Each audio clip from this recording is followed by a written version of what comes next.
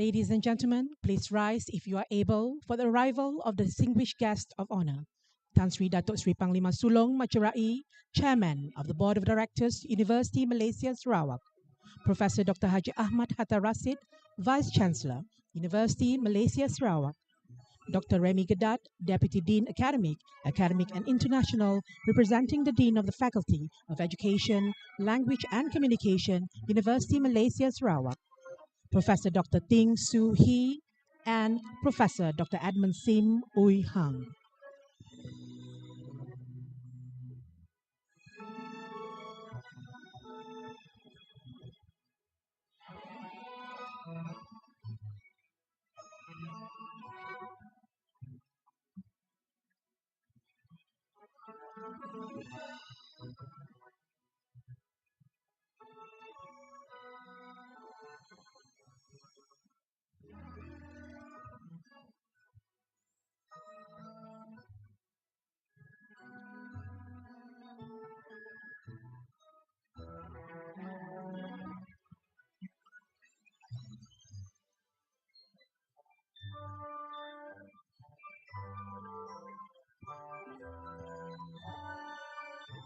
Please remain standing for the playing of Negaraku and Unimas Gemilang.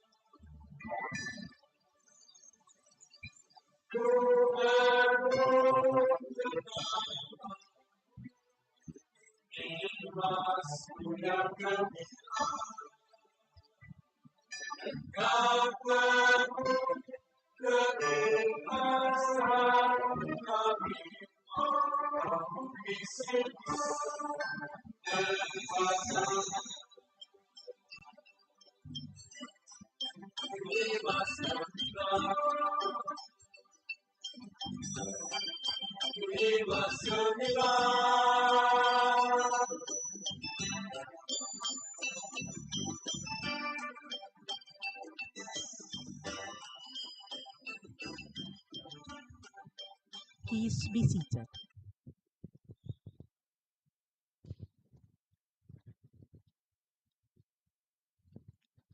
Assalamu alaikum, distinguished guests, ladies and gentlemen.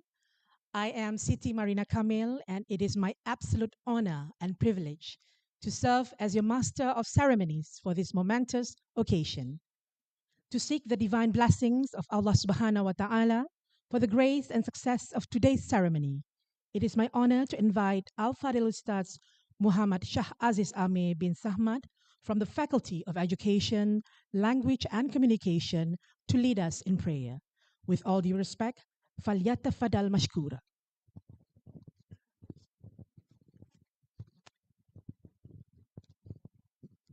Assalamualaikum warahmatullahi wabarakatuh. Al-Fatihah.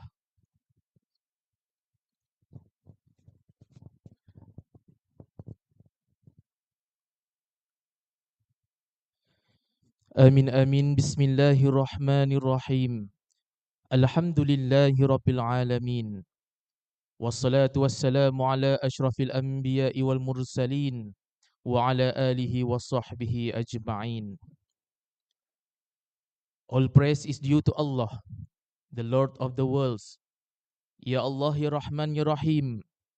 With hearts full of gratitude, we gather today in your presence to seek your blessings upon this inaugural lecture of University Malaysia Sarawak.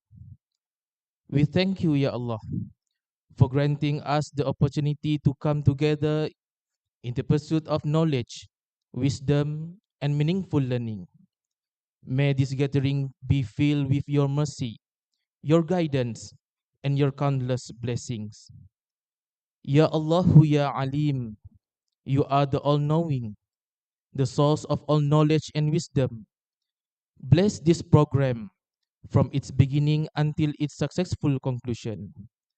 Grant wisdom, confidence, and clarity to our distinguished speaker as she shares her knowledge and experience. Bless every participant with attentive mind, open heart, and the ability to benefit from every lesson, every discussion, and every new idea that is shared today. May the knowledge gained inspire us to become better educators, researchers, leaders, and servants of humanity. Ya Allah, Ya Hadi, we humbly pray for our distinguished speaker, Professor Dr. Ting Suhi. Bless her with good health, peace, happiness, strength, and continued success in her academic journey. Reward every sincere effort she has made in educating others and contributing to the advance of knowledge. Ya Allah, you are the best of guides. We humbly ask you to guide her toward truth, goodness, and your divine light. Open her heart with wisdom and understanding, and lead her always to the path that earns your pleasure and mercy. Ya Allah, Ya Fattah, we also pray for University Malaysia Sarawak, especially the Faculty of Education, Language and Communication. Continue to bless this university and this faculty with excellence in teaching, learning, research, innovation, and community engagement. Strengthen the spirit of unity, integrity, respect, and compassion among us. Open for us the doors of beneficial knowledge, meaningful collaboration, academic excellence, and continuous success. May this faculty and UNIMAS continue to produce graduates of knowledge, wisdom, strong character, and noble values who will serve the nation and the humanity with sincerity and dedication. Ya Allah, Ya Wahhab, bless every guest who is present today. Strengthen the bonds of friendship, mutual respect, and cooperation among us. Make this gathering a source of beneficial knowledge, fruitful discussion, meaningful inspiration, and lasting impact upon our university, our society, and future generation.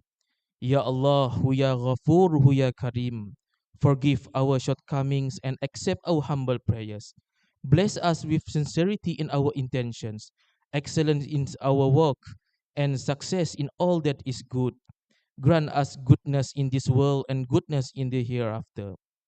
ربنا آتنا في الدنيا حسنة وفي الآخرة حسنة وقنا عذاب النار وصلى الله على سيدنا محمد وعلى آله وصحبه وسلم والحمد لله رب العالمين.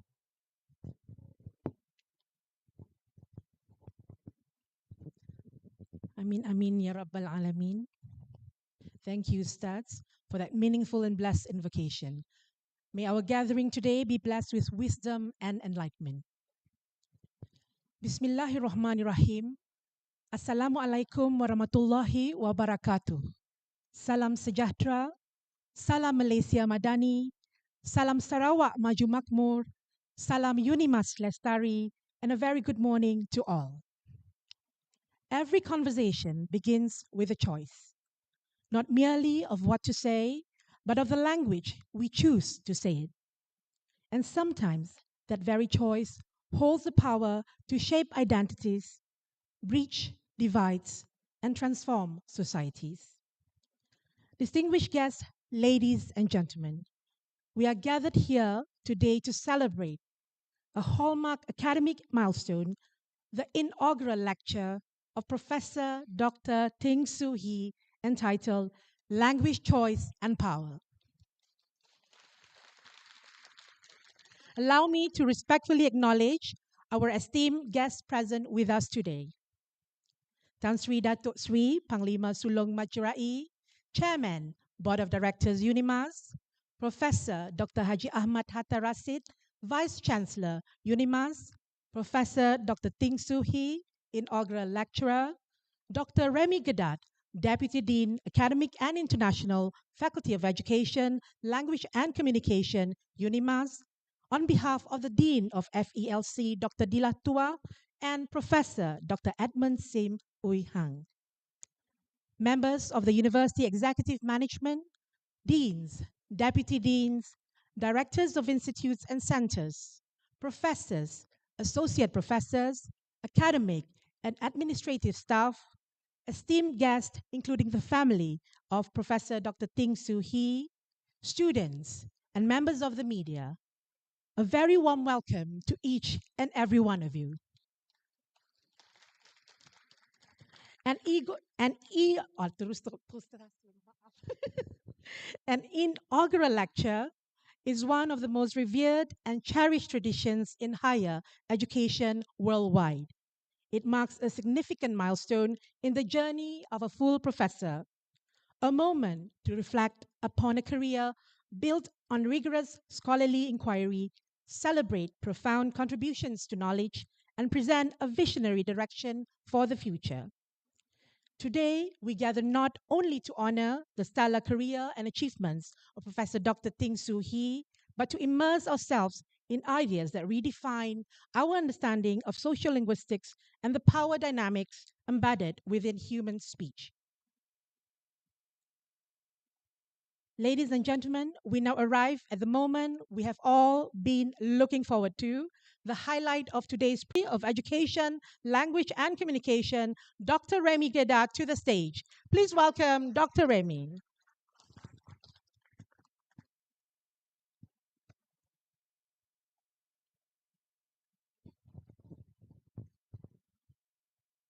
Thank you, Madam Siti Marina. Good morning.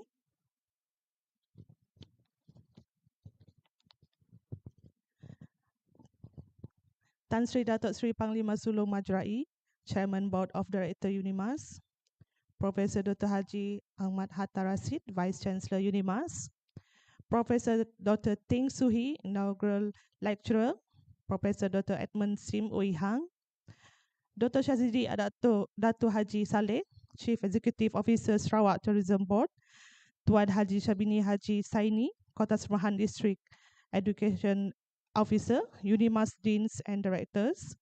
A warm welcome to our guests, Professor Dr. Mihai and Dr. Irina from the Petru Poni Institute of Macromolecular Chemistry, Romania.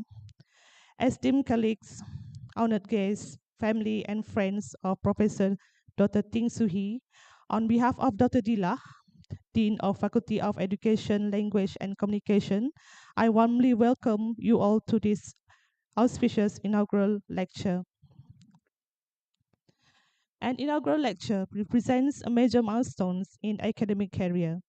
This year, the occasion is extra meaningful as it coincides with the faculty 10th anniversary, a moment that not only reminds us individual achievements, but also of collective growth. At UNIMAS, an inaugural lecture is a tradition that allows our university to formally acknowledge and celebrate the appointment of a professor. Beyond accolades, this is moment to reflect on and be inspired by the journey, the ideas they have championed, the impact of their scholarship, and the communities they have helped to build. Today, it is an absolute privilege to stand before you and introduce Professor Dr. Ting Suhi. Since joining UNIMAS in 1995, Professor Ting has been a driving force not only within our faculty, but also across the university.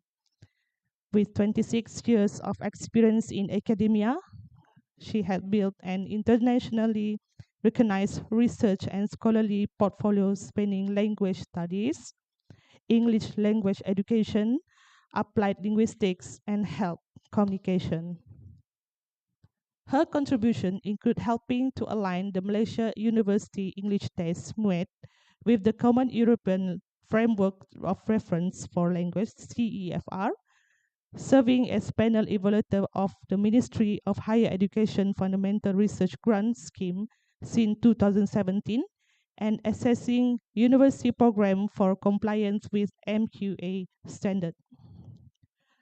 Professor Ting has almost 600 publications.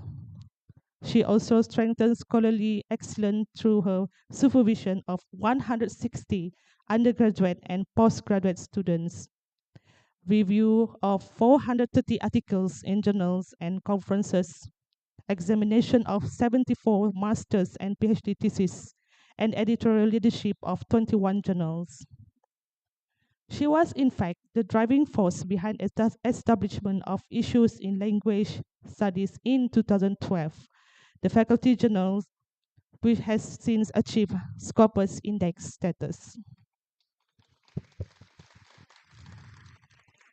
At the state level, Professor Ting has honored multicultural tapestry of Sarawakian communities through her work in preserving indigenous and Chinese cultural heritage. One such contribution was spearheading the research project involving the Langilo community of Baklalan, which resulted in the establishment of the Langilo Archive. She has held 5.1 million in research grant. As researcher, Professor Ting believes that knowledge matters most when he makes difference in people's lives. This conviction is evident in many grants research projects she led, supported, many of which focus on minority communities. In many ways, this reflects the person she is. If there is one word that best describes Prof. Ting, it is generous. She generous with her time, always willing to listen to her colleagues' research idea. She is generous with her knowledge, often guiding and supporting her colleagues in their research while treating them with respect as fellow scholars.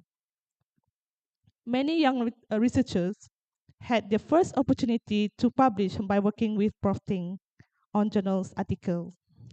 Often they remain the first author of the publication despite Prof. Ting having done much of the behind-the-scene work to ensure the manuscript met the standard of reputable journal. She is generous in that way too, whether it's sharing information about where to find good tailor, offering the snack to enjoy while writing. She often works around the faculty sharing foods she loves because, in her view, good things are simply meant to be shared. Just yesterday, she shared with me a lamb, grilled lamb. Okay, today a lecture titled Language Choice and Power, where Professor Ting will share her insight into complex relationship between language, identity, and power, and how language choice shapes social interactions and influence opportunity in daily life. Ladies and gentlemen, without further ado, this is my deepest honor to welcome Professor Dr. Ting Soo-hee. Thank you.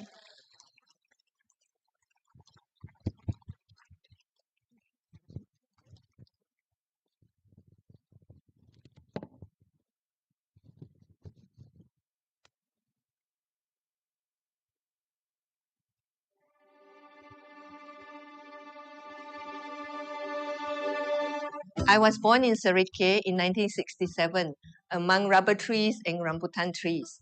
My parents were in Cebu, so I was growing up in the loving care of my grandparents. Then when it was time to go to primary one, I told my grandparents, if you don't come with me to Cebu, I won't go. So they left their land and followed me to Cebu because they loved me so much. And thinking back, that was the first sacrifice my family made for me. In secondary school, the lower forms were okay. When I entered Form 4, and later, especially in Form 6, science was not easy for me, especially chemistry and physics. But overcoming those challenges developed the perseverance and analytical skills in me that I find useful today as a researcher. In 1987, I went to university. I wanted to become a teacher. Luckily, that year, University Science Malaysia introduced the education degree with a double major. So I, as a science student, could enter the English line, and that led me to becoming a professor in social linguistics today. Do you remember Brisbane? Of course. Two PhD students with no idea where life would take them. And we ended up building everything together. I went for my PhD in the University of Queensland in 1997. There were ups and downs. There I met my husband, Edmund. He and I went through the difficult parts and the joys together during my PhD studies.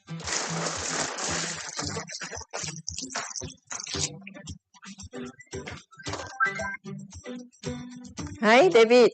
So, have you gotten your hair done for tomorrow? Of course. I wish you could be here. Actually, I'm already on the way back. You are? Yeah, I wouldn't miss your inaugural lecture for anything. I've seen you work so hard and help so many people. Tomorrow's your big day. When David was young, we read countless of storybooks together. Today, he is a writer himself. And for me, I guess my family just love words, reading, learning, and writing. In my life as a lecturer, research has always been more than a profession to me. It is a passion. I can see research questions where others see none. And I am driven to seek answers, to share the knowledge, and also to inspire my colleagues to do the same. The journey to becoming a professor was never just my own journey. I was surrounded by people, family who made sacrifices, mentors who guided me, colleagues who supported me, and students who inspired me. So today I stand here full of gratitude to everyone who were with me on this journey. The stage is now set. Please welcome Professor Dr. Ting Soo-hee with a warm round of applause.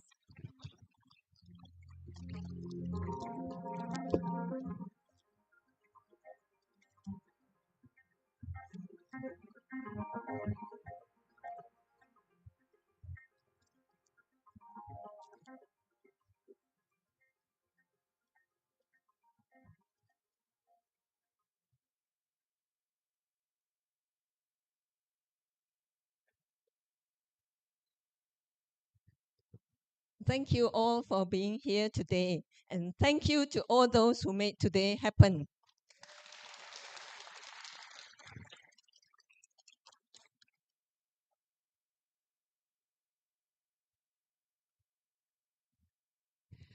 Picture this scenario in a food court in Kuching.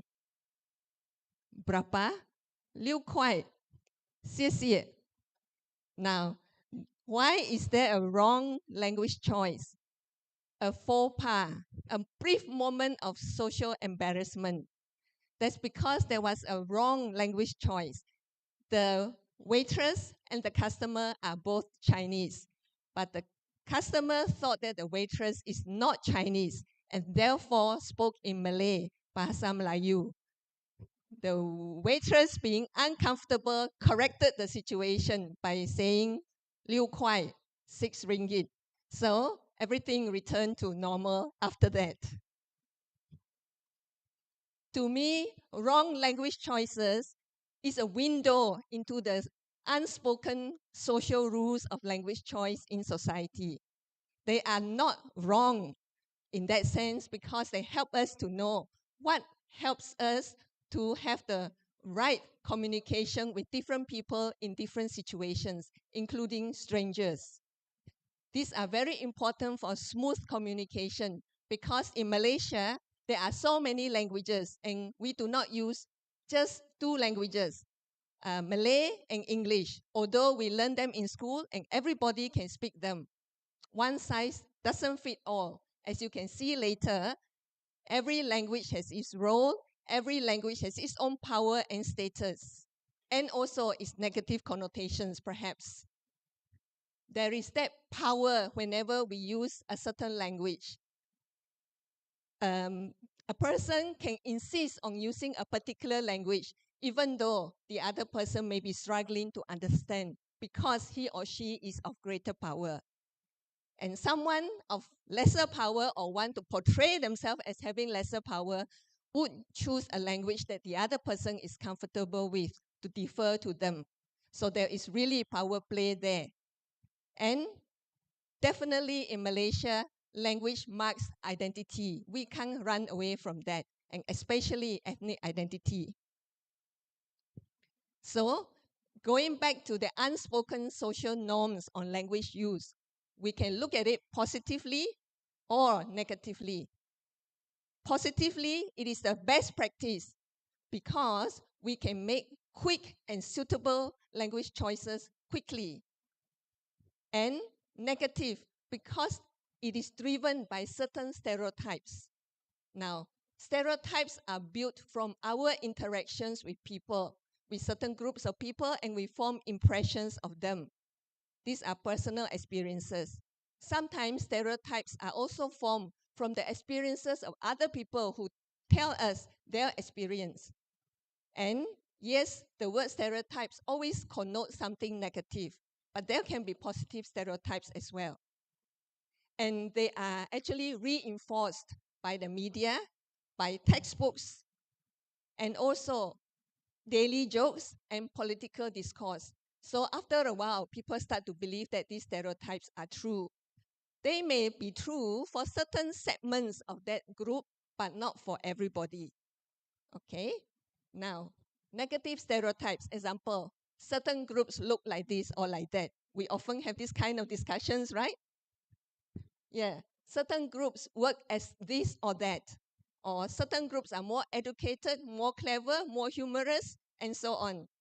And of course, in terms of language choice, certain groups can speak this language or not. So all these unspoken rules create certain expectations of what language should be spoken by who. And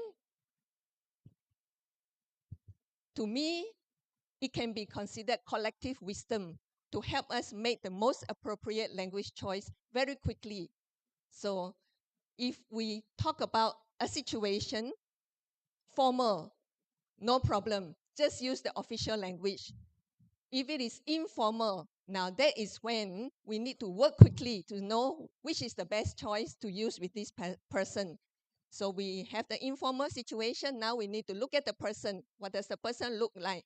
Slanty eyes, Chinese mata sepet. But I got very big eyes today because I got false eyelashes.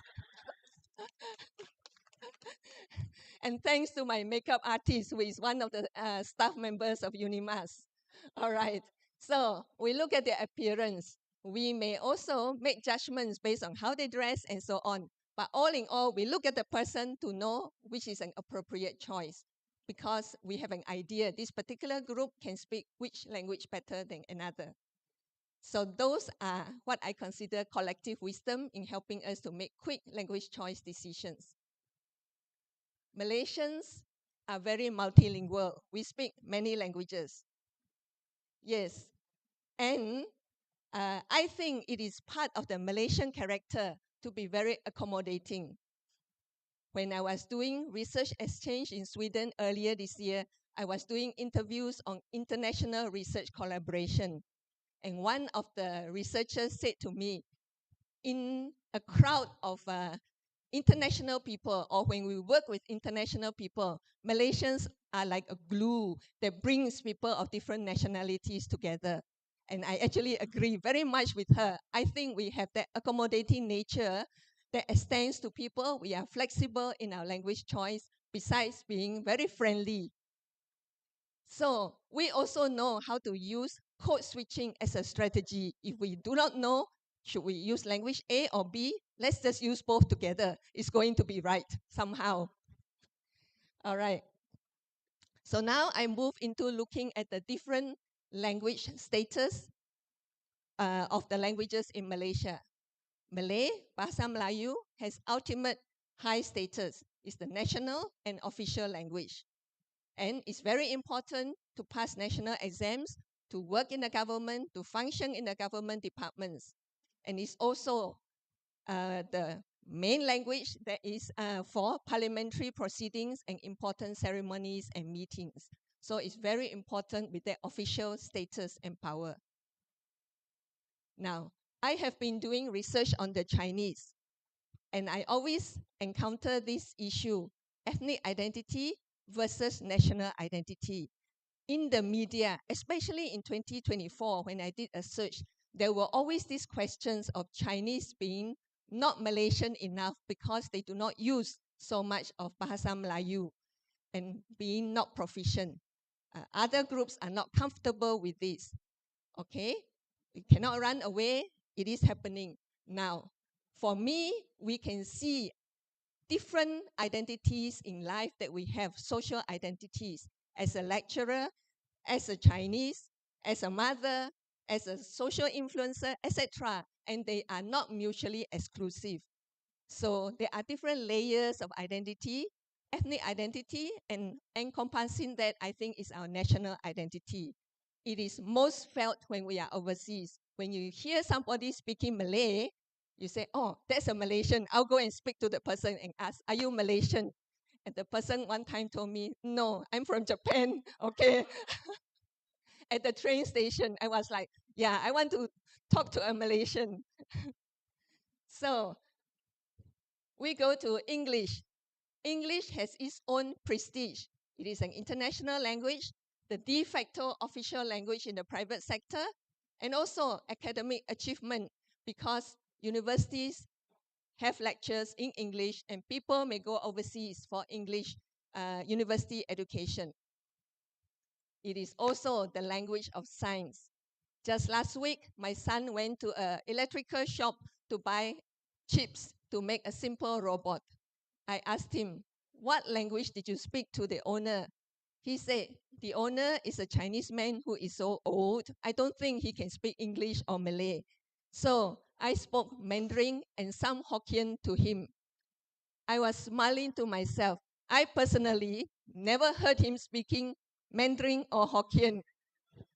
but he needed it to survive because he wanted the chip. Then he added, but I have to say 74CH595 in English. I couldn't have said it in Chinese or Malay. It's just not the same. So English is important for science and technology. That's why Malaysia has STEM. Malaysia has teaching of science in English so that we don't have to keep translating materials into Bahasa Melayu. Because if we do that, the knowledge already moved on while we are still doing the translation. That's why it's important for advancements in science and technology. Mandarin. It is the official language in Chinese-owned companies, not all of them, some of them. It is also the business language with Chinese-speaking markets, especially China.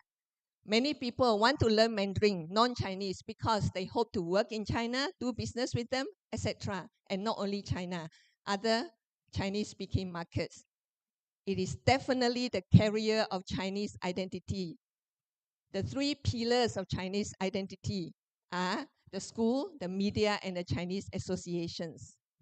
I know of friends and colleagues here who don't speak Mandarin, never went through Chinese education, but they want to put their children in Chinese primary schools so that they can strengthen the Chinese identity because they themselves couldn't do that to their children. Tamil, another standard language in Malaysia. It is the carrier of ethnic and religious identity. Especially for Hindus, is very important.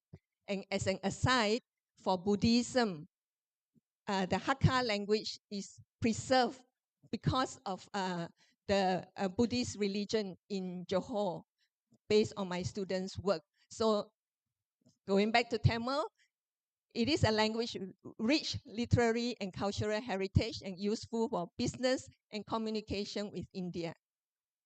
Now, where does that leave ethnic languages? You know, Max Wenrich said, a language is a dialect with an army and a navy.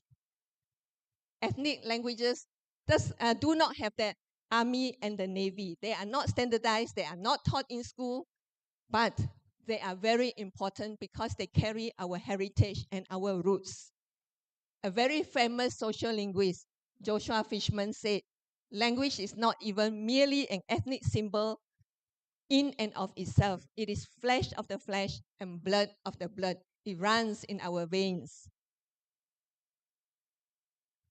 But let me address one hope that some people have. Often we say, oh, okay, it is just a dialect. Let's ask the government to offer it as a subject in school. Okay, it is not simple, and I will share with you the journey to getting a language to be a standard language and to be taught in school, like what has happened for Iban and Katasan Dusun. It is not easy. There are two stages of language planning that must take place. One is for the language itself, the internal development. The words must be added, the grammatical structures must be enough to cope with all the concepts we need to talk about in this contemporary society. And the other one is the status planning. The language must have status. Otherwise, people will not use it even though you standardize it. So two processes there. The first one is the community must agree to pick one of the varieties to be the standard language. And later, there must be implementation, not only in schools, but in other institutions where it can support the official use of the language. I will share with you with more details.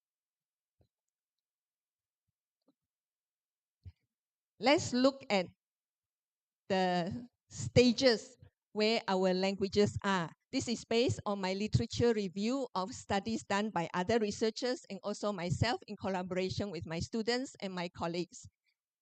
Iban, of course, we know, is already a standard language and it is taught in school. But many other Sarawak indigenous languages are still in the pre-formal language planning stage. Badayu is a bit further. Based on my work with Dr. Florence, we know that Badayu is used as a mother tongue in some preschools, but it is very difficult to sustain because there is so much differences between the different varieties. And even though they prepare materials to be used here, when it is taken to another location, the teachers will have to adapt, or the curriculum developers have to adapt the materials. And we cannot somewhat force the teachers to use the spelling system there, because when they teach, they want to use their own spelling system. So it's very difficult. And because of that, I think that you cannot move to the first stage where they can select one of the varieties to be the standard language. For example, maybe Bao Jagoi, but no, the Beata say, no, maybe it's got to be mine, and so on. So the other languages like Melanau, Orang Ulu, languages and so on, there are dictionaries, there are word lists, and more people are interested to make dictionaries. But it is not just about this, or even about having materials, storybooks, textbooks in it. There are many stages, as you can see, from the ladder going up to get to where we are. You will see clearer when I use the case of Iban. Way back, I think in the 1960s, the Iban in the Saribas region, second division, were somehow more educated, and they decided my variety will be the standard Iban. And they went ahead and worked with the Borneo Literature Bureau. So today we have that variety of Iban, which is based on the second division. Just like how the standard Malay we speak is based on the Johor variety. We got no choice but to pick a region and use it as a starting point. So spelling system has to be created because it is a spoken language, and it is implemented. Based on what I have read, it was taught in primary school in the rural area as early as 1957, but is offered as a subject to be tested after the Form 5 secondary education in 2008. And we have extensive use of Iban in the media. We have newspaper sections in Iban, radio channels, magazines, and so on. But from my research with my PhD student, now Dr. Lily Matom, okay, yes, she did a study involving more than 1,200 respondents who are Iban, and they felt that Iban is not ready for formal use. And even in their meetings involving only Iban, sometimes they do not completely use Iban, and they do not write the minutes, etc. in Iban. That formal use is something that is that Iban has not achieved. Okay, now elaboration, extension of the vocabulary and the sentence structures. I did this research with my final year student, Petronella. She analyzed the speech of the DJs of 6 radio channels. And then we found that, yes, there were certain words that Iban don't have, but there are words that Iban has, but the DJs still prefer to use English or Malay, especially if they are about feelings, about abstract matters, science, technology, and so on. So that preference is something that is also stopping Iban from being more widespread, going into more formal domains, besides the vocabulary that needs to be elaborated. Now, let me move to sizing up what I have told you. Yes, we want most of the ethnic languages to be taught in school so that they can be preserved for a long, long time. But I'm saying to you, a more effective way is just the informal way. The mother, the father, grandparents speaking to the baby. It's just that. So the responsibility does rest on us, not always the government. As you have seen, there are many stages and a lot of time, a lot of human resources, plus a lot of money for a language to be standardized. So in the meantime, just speak it. It's free. I want to share with you my analogy for a social linguistic concept. Additive bilingualism and subtractive bilingualism using the pelican and the pigeon analogy. These are 2 approaches to learning languages. When you listen to it, you think, am I the pelican or am I the pigeon? Okay, a pelican stands in the water and collects fishes inside its beak to be taken back to its children to eat. And as it collects more, the beak will expand. That is additive bilingualism. You can the child can learn many, many languages. Okay, you could be the pigeon. You pick out worms from the garden and fly back to the nest to feed the young. How many can you carry? 2 or 3? Then you come back again because the beak cannot expand. So you think that the child has limited capacity to learn languages. Therefore, don't speak dialects to them. Let them learn the school languages. Then they will get A's in school. Okay? I share with you an incident on 29th of May 2007 when my son David was 1 year and 8 months old. That morning, we woke up early. Maybe he woke me up with his crying before 6 a.m. So I carried him downstairs to the study room. I had with me a metal coat hanger, and I gave him the very hungry caterpillar book to read because he loves it so much. So I wanted to open up the metal hanger so that I could make a ring and put a cloth bag around it to pick star fruits in my garden. Because the butterfly net that I use does not quite work because the star fruit will fly over the all over the garden. So I work it out. So he told me, David said to me, Bam, bam, bam. It is Teochew for put it down. I pretended I didn't understand. Then he said, Eng, eng. That's Fuchao for put it down. So to reward him, I put it down and I read the Hungry Caterpillar book with him.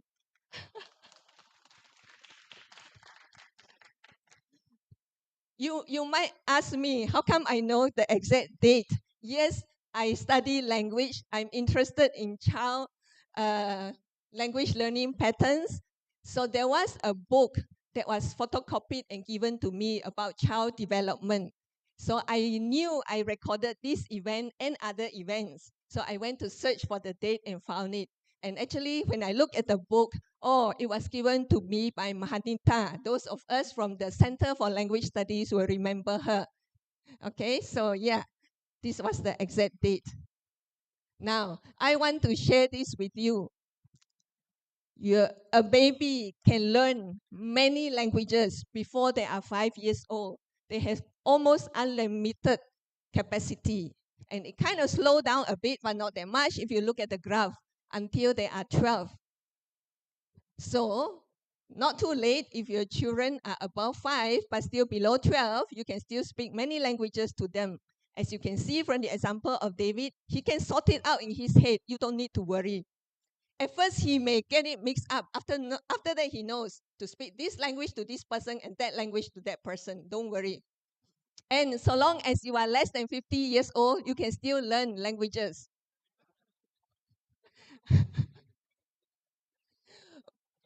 But the process will be different because after 12 years old, the brain functions separate.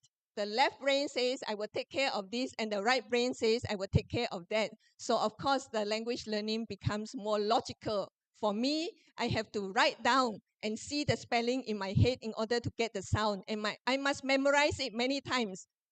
And then when I meet the person and I want to use the word, oops, forgotten again.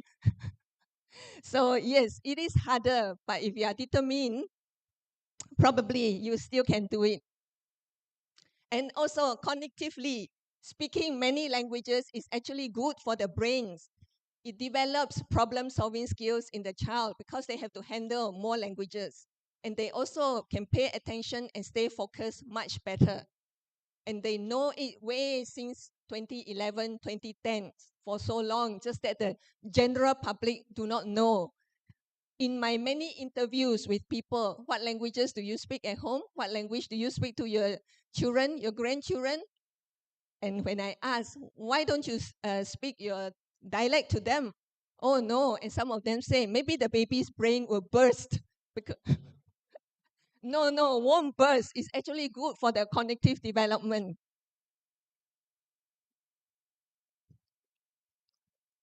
Now I share with you the literature review I have done, including those of my own studies, and I characterize the different ethnic groups. The Malays practice additive bilingualism. They can add languages. They go to Chinese school, they can speak Mandarin better than the Chinese. They grow up among Hokkiens in Kuching, they end up speaking Hokkien, just like any other. So they add, but they never drop their regional Malay dialect. If the parents come from Johor and Sarawak, they may end up speaking both. So really additive bilingualism. But the Chinese, unfortunately, is subtractive bilingualism, and you will find that the dialects are on the way out among the younger generation. Now, for the Indians, it really depends on the group. From what I have seen, the Tamil and the Telugu, they add on more languages. Whereas the Malabari and the Punjabi Sikh, they might drop their ethnic language in favor of a more common language. As you can see, there are many more Indian groups that have not been studied, and I will invite researchers here, and including your students, to continue to work on them and characterize their habits or their thinking towards language learning approaches. What about Sarawak indigenous? Melanau. Have you heard of the saying, Melanau, New York? Melanau, Mat Saleh? No? Well, these are Melanau who cannot speak Melanau anymore because the parents decided to use Sarawak Malay dialect or another language with them. And they call themselves that. Just like how Fuchao say, I am half Fuchao. My parents are Fuchao, but I can't speak it. I understand, so I'm half. The Lenggiluk. This is a very small group living in Lawas and Bacalalan. I was introduced to Lenggiluk by Simpson Pasang. Unfortunately, this morning he told me he cannot be here. Now, they came over from Indonesia, climbed over the mountain before the Japanese occupation, 1941. And they settled in Bacalalang, and also some went to Sabah. Some of them actually went back after a while, but where they settled, there are a lot of Lum Bawang. So then they start to intermarry, and in order to be accepted by the Lum Bawang, they of course learn the languages. And to the rest of us, and to me before 2024, I have never heard of Lenggiluk. They will identify themselves as Lum Bawang. Okay, now my colleague, Dr. Hamida and Elmi, we compared the similarity of the Lumbawang and the Lenggiluk language, and there are 94% similarity, making them sister languages. We don't know whether this is the situation now because so much assimilation has taken place, or they were originally that similar.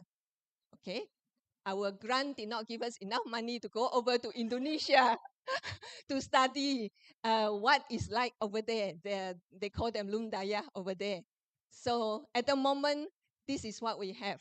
Yes. So there is a lot of accommodation taking place, and definitely only those in the late 60s, 70s, 80s can speak Lenggiluk. The younger ones cannot speak anymore. Now, for the other Sarawak indigenous groups I put over here, so far I have seen additive bilingualism, and I hope it will continue.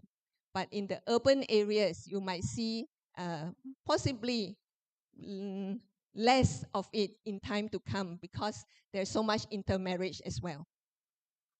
Sabah, naturally, I don't do so much research on the Sabahans except for Katasan Dusun, so I do not have very much detail, but I can tell you Rungus is replacing their own language with maybe Sabah Malay dialect or Katasan Dusun, depending on intermarriage and where they stay.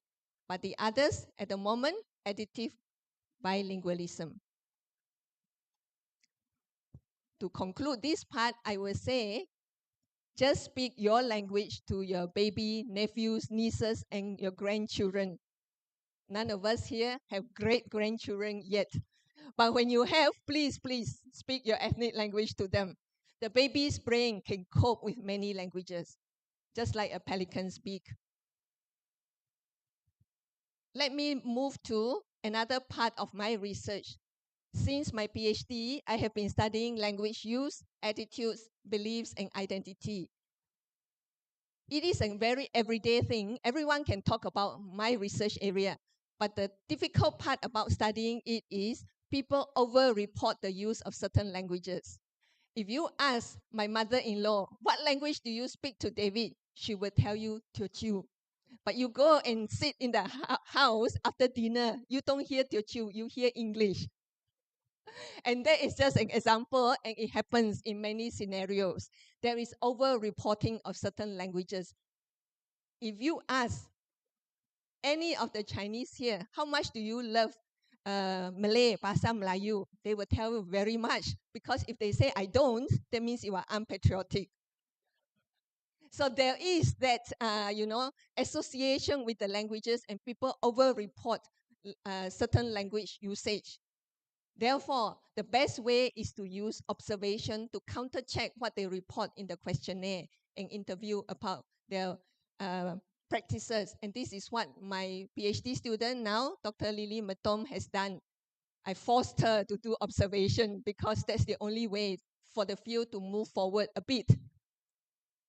Because the values are very much in the person, you can ask about attitudes and beliefs, but the outside you see is the behavior, and the best is through observation. Next, how to study language attitudes. Direct method. Most of you might have filled in questionnaires about language choice, language use, interviews, or maybe were observed. There are the indirect methods that might get at the truer attitudes. Match guides and verbal guides technique, and we use something called semantic differential scale. I will show you this and explain the difference. We make recordings. For example, I make recording of myself speaking Fuchao, speaking Mandarin, and I get a male speaker to do that, and I mix up the order and I play it to you, and you are supposed to rate in the first speaker how trustworthy, not trustworthy 1, very trustworthy 5, and there are other traits as you listen. So this is getting at the indirect way to measure language attitudes. Now, what is the difference between match guides and verbal guides? Matched guides is what I told you just now. The same speaker speaks 2 different languages. But sometimes when the recordings are mixed up, people forgot that and they are reacting to the language itself and no longer the speaker. Now, verbal guides technique, my PhD student from China, now Dr. Li Shennan, she used verbal guides technique. Why? It is not possible to find someone who can speak UK English, US English, China English, Hong Kong English, all in one person. So she has to use 4 female speakers and 4 male speakers to talk about something, a place in her university. And they listen and they rate it. So this is the indirect method. And what do we normally study? These are some of the status and the social attractiveness traits we study. Now, bear in mind, these are not fixed for universal use. There are some studies which shows that these traits have been classified as status by some communities and solidarity traits by others. That's why my master's student at that time, Hua Yang Yan, she actually interviewed Fuchao people, Hokkien people, 24 in total. She asked them, what are Fuchao people like? Hardworking, rough, loud, and what are Hokkien people like? And so on. So that's how she did certain regrouping before she did the match guides technique. Now, there is this new way to study attitudes by getting people's reaction times in terms of milliseconds. I just want to introduce it in case there are some of you who are more IT savvy. I can't do it because you do not use paper and pen anymore. You actually have to do something to the software. So, for example, you tell the person, when you see a black face, this is in America, you press left key. If you see a white American face, you press right key. And then if you see a bad word like war, you press left. And Good things like sunshine, happiness, you press right. Okay, this is going into the stereotypes. Black people associated with bad crime, mostly by them. Stereotype, yes, not true all the time. White, good. Now, then the reaction is very fast and they will get it correct. Now you change one of the instructions from the circled one is what you saw. The one on the right hand side is the new instruction. When you see a black face, you put left. That is like just now. Now, when you hear a good word, you put left. This is challenging the assumptions in our head, and people make more mistakes, take longer time. So they use this reaction time to see what is the stereotype in the head. And there are also others who are more advanced. They will say a word, neutral word, like table, and then ask them to react good or bad, major, and react good or bad. So in this way, the word is the same, but it is reacting to the language. So hopefully, yeah, those with better IT skills can pick up implicit association tests to indirectly measure language attitudes. Because if you directly measure it, it is open to over-reporting. Yes, definitely good to study many aspects, but over-reporting will make the results rather boring. We keep getting the same ones. Indirect methods, you get more true attitudes, but can study limited aspects. As you can see, it's about the characteristics of the speaker. And I try to find whether there is a relationship between the results for indirect and direct measures. So far, no correlation. And other researchers who also tried, also no correlation. In the end, we just conclude that these two types of measures are actually tapping into different aspects of the attitudes. Yes, I really tried. My student Lee Shannon actually duplicated the 16 traits as questionnaire item, and we correlate them. No, because the others didn't do the exact correlation. And if you read papers that say that they might be correlated, often they don't use numbers to quantify. They use qualitative judgment. I try to put the ways to study language attitude together with what we study into a quadrant. So if we put all this together, it will be a more comprehensive understanding of why certain languages lose speakers and other languages gain speakers. Money, we love it. So language is like money. The more, the better. But it is what we use it for. Do we want to use those languages to get better jobs, to do better in school and so on? Or do we want to befriend people and have a stronger identity? The problem with the integrative motivation is that people may not have that much of it compared to instrumental motivation. And that is why ethnic languages kind of lose out. I want to share with you results that are hot from the oven. I analyzed this with my UMS counterpart just last week in Cebu. We have not published it yet. It is drafted already. This is based on interview results. Sabahans and Sarawakians are very different. To the Sabahans, language is a way to get to know another culture, and is spoken not only by one of them, but to Sarawakians, language is just one of the many cultural differences. And we don't need to use their language to get to know them or their culture. We can use a common language and yet we can still get to know them. So now if you take the logic further, that means the Sabahans will know more languages. No, we have quantitative results and we calculated the average number of languages. Sabahans on average 2, Sarawakians on average 3. So the language results are not so straightforward as such.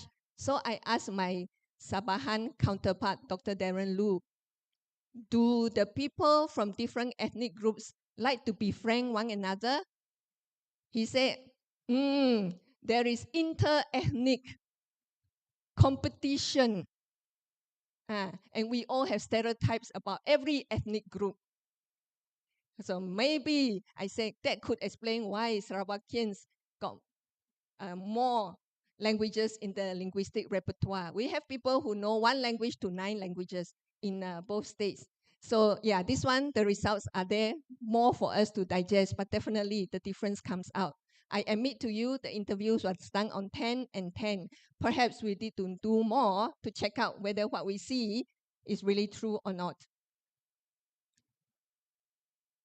And now we move to another connection. People always think if you are very positive towards the language, surely you will use it.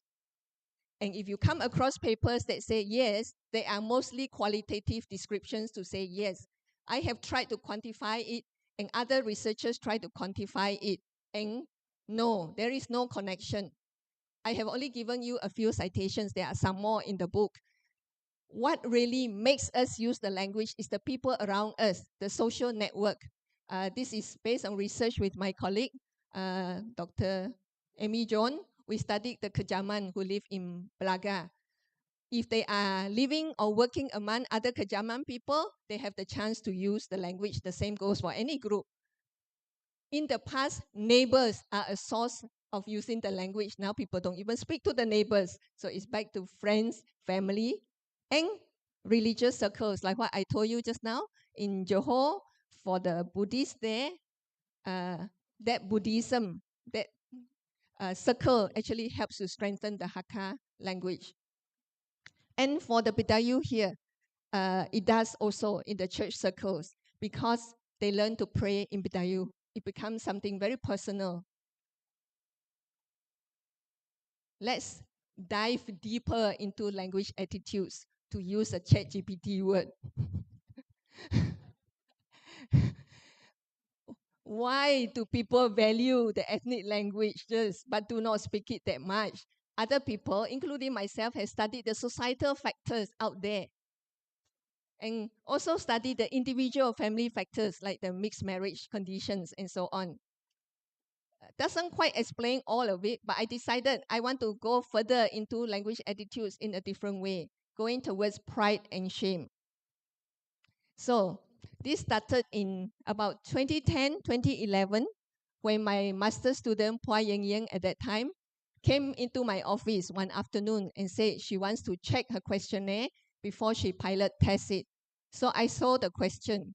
I am embarrassed to speak Hokkien. I said, normally we try to word it positively because Malaysians don't react very well to negative. Why don't you just put it as I am proud to speak Hokkien or I am proud to be a Hokkien? And she says, no, they are different. I tell you they are different. I said, okay, never mind. We can pilot test it and we see what happens. And the results come back, she is right. People can say, I'm very proud of being Fuchao, and yet I'm embarrassed to speak it because people think we are loud and so on.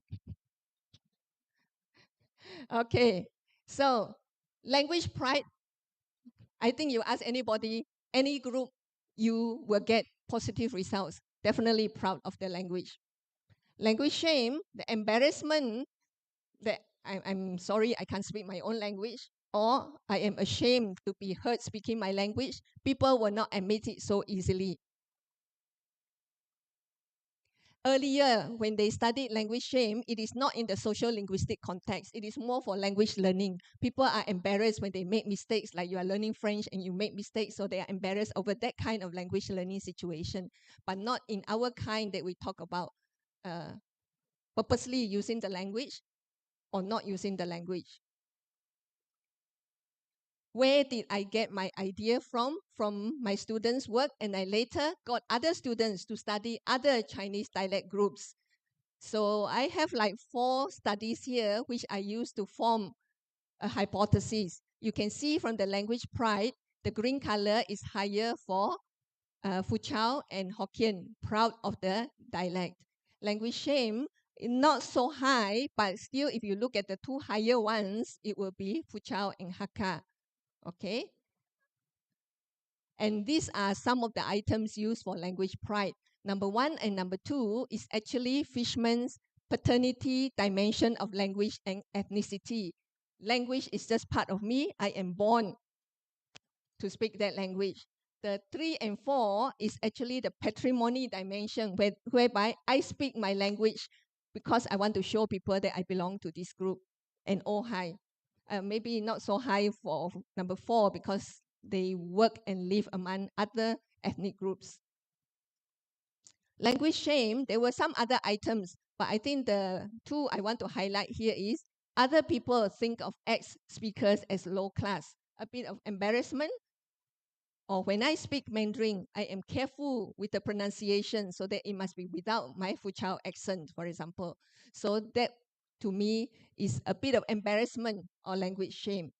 So I use the results to form the language shame hypothesis, which I will share with you in a short while. I thought I should just explain to you using this situation here first. To me, Hokkien and Cantonese have more prestige because there are Hokkien speakers in Taiwan, although the Minang is slightly different. There are Cantonese speakers in Hong Kong, and the entertainment industry is so well developed. You have watched comedies in Hokkien, but you never watch comedies in Fuchao or Hakka. The only Hakka song is Sangge, their national song. Yeah. And yes, these languages are spoken in China, but in specific regions. So somehow more contained. That is outside of Malaysia. We go back to the history. Actually, that was what got me thinking. When my grandfather came from China in his teens, in maybe 1915, 16, they settled in Serike and planted rubber trees and rambutan trees. And others were also farmers. And the Hakka people are known in Kuching to live at the 17th mile, 24th mile, also farmers. Somehow in the Malaysian society, farmers are not as respected as people who buy and sell things. And the Hokkien somehow end up more in the trading business as well as the Cantonese. So I figured out the historical background. Although it happened so long ago, my grandfather already passed away, it could still influence how we see the ethnic languages today, the Chinese dialect groups. At the moment, I have improved the questionnaire for language shame, and I got final year project students to study Hokkien and Fuchao again because I'm not happy with these results. It's not enough. It's not enough items. And I also am getting final year project students to study Ibang and Bitayu and the Malay. Yes, because I want to see whether people concurrently express language pride and language shame, and which particular aspects now I want to go deeper. Okay, language shame hypothesis. I have a story here. One Saturday morning, I always write papers on weekends as well. My husband Edmund said to me, "You do research on social linguistics so many years. Why do you have no theory?"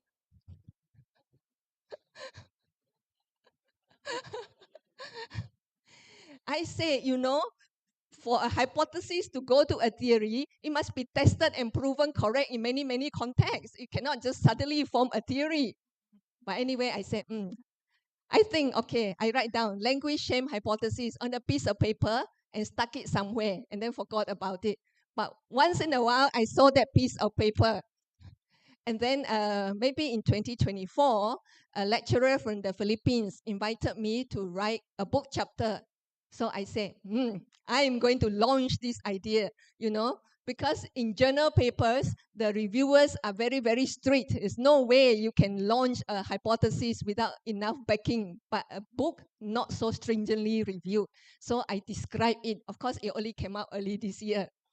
And later, there was a conference in Kuala Lumpur, where both Dr. Florence and I were invited as keynote speaker. I decided to introduce the language shame hypothesis again because it's safe in the conference. That's why conference should be avenues where we test out ideas.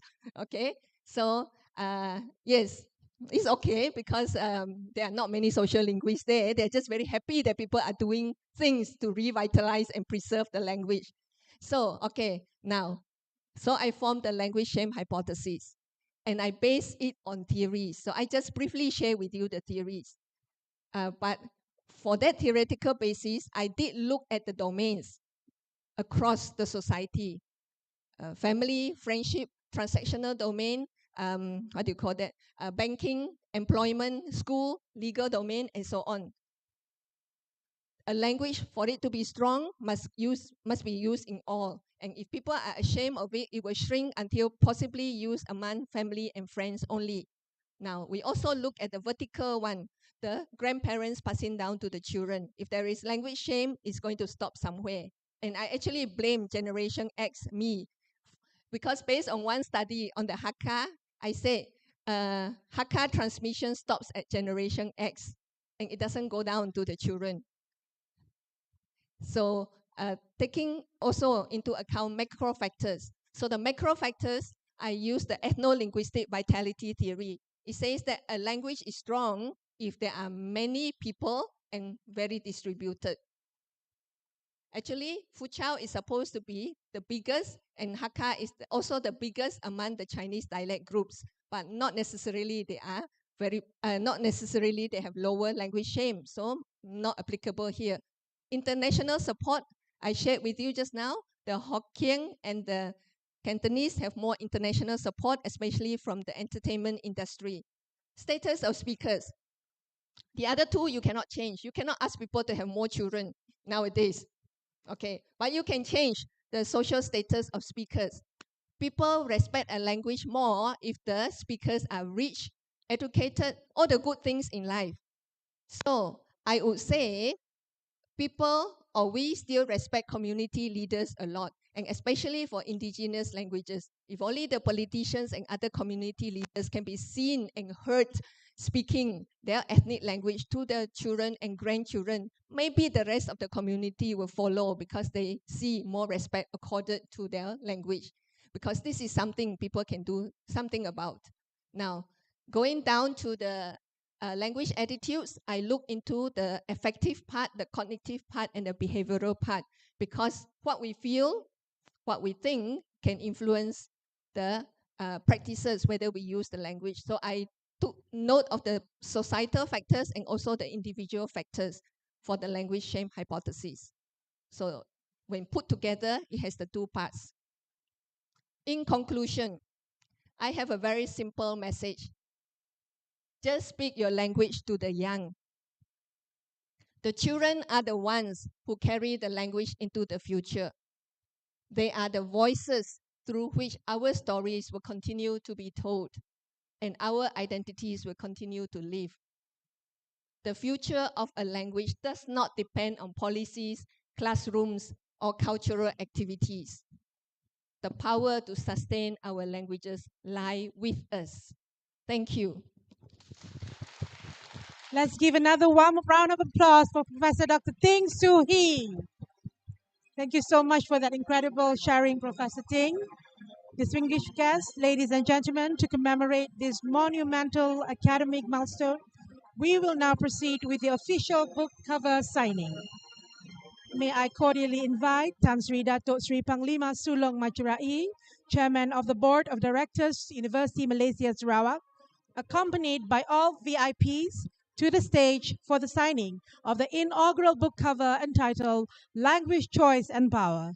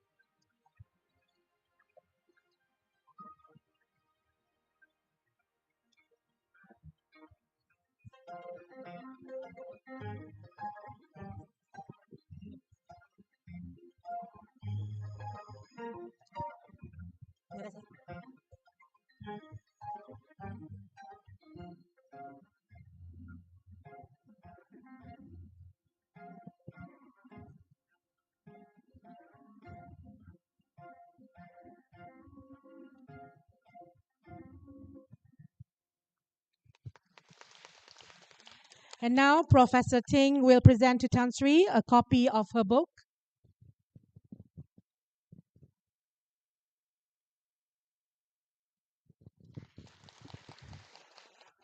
And this marks the successful launch of the book, Language, Choice and Power. May this publication inspire meaningful discussions and contribute significantly to its field. May I respectfully request our distinguished guests to kindly remain on stage for the presentation of token of appreciation, followed by a photo session. As a token of our heartfelt appreciation for gracing today's landmark occasion, we shall now proceed with the presentation of token of appreciation. May I invite Dr. Remy to present the first token to Professor Dr. Ting Soo Hee.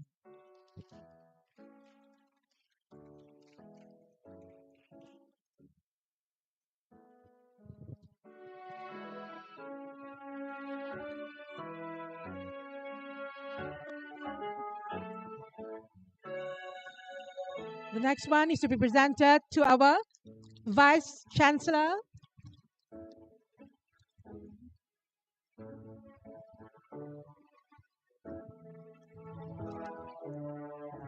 to Professor Dr. Haji Ahmad Hatta Rasid.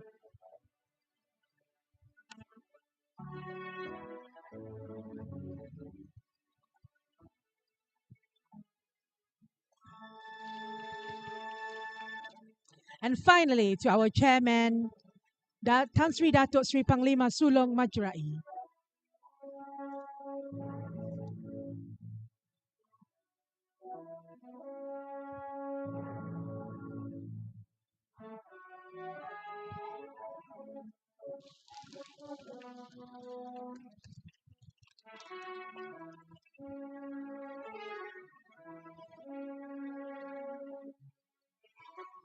Okay. Ladies and gentlemen, behind every brilliant mind and a successful academic journey, there is an unwavering sanctuary of family, love, and partnership.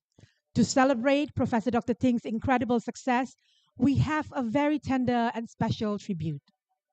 Joining her on stage is a life partner and fellow UNIMAS academic, Professor Edmund Sim. So now we would like to invite their one and only beloved son, David Sim, to join Mummy and Daddy on stage. In the quiet space between spoken word lies the deepest form of understanding.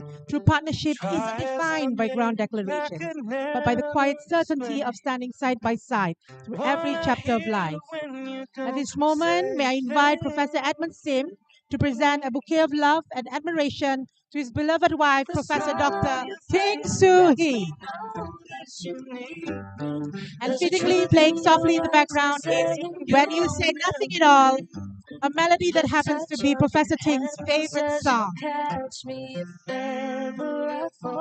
What a heartwarming and memorable moment.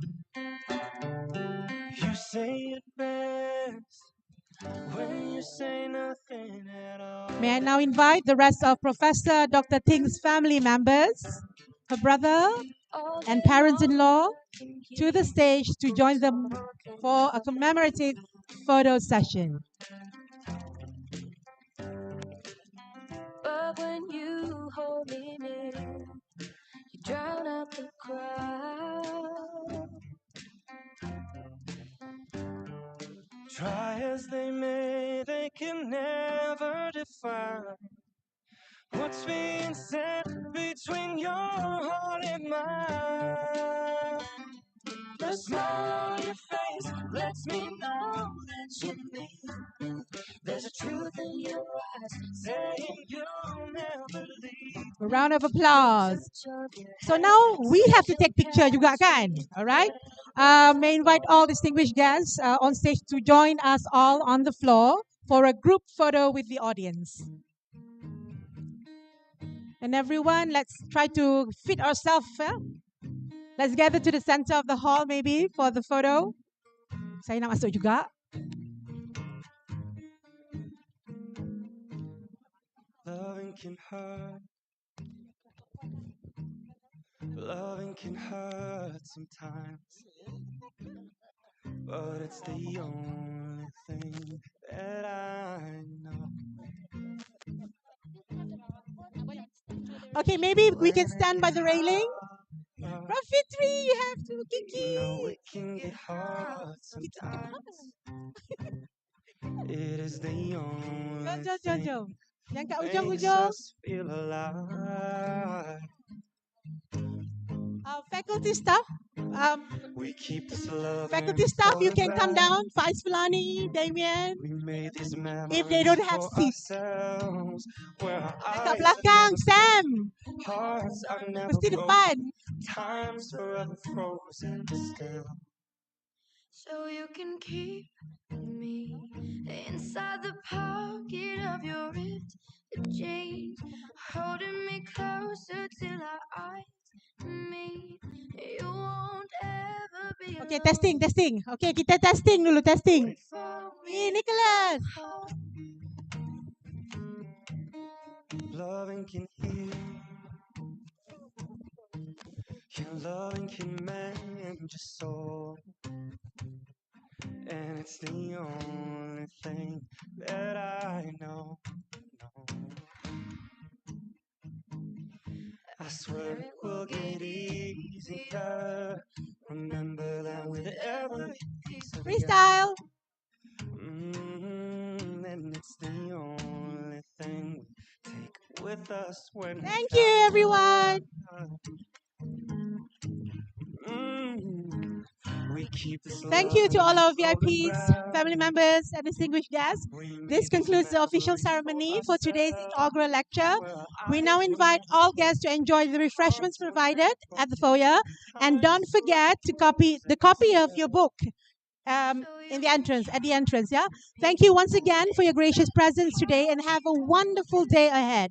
Wabillahi taufiq wal hidayah. Wassalamualaikum warahmatullahi wabarakatuh. You won't ever be alone.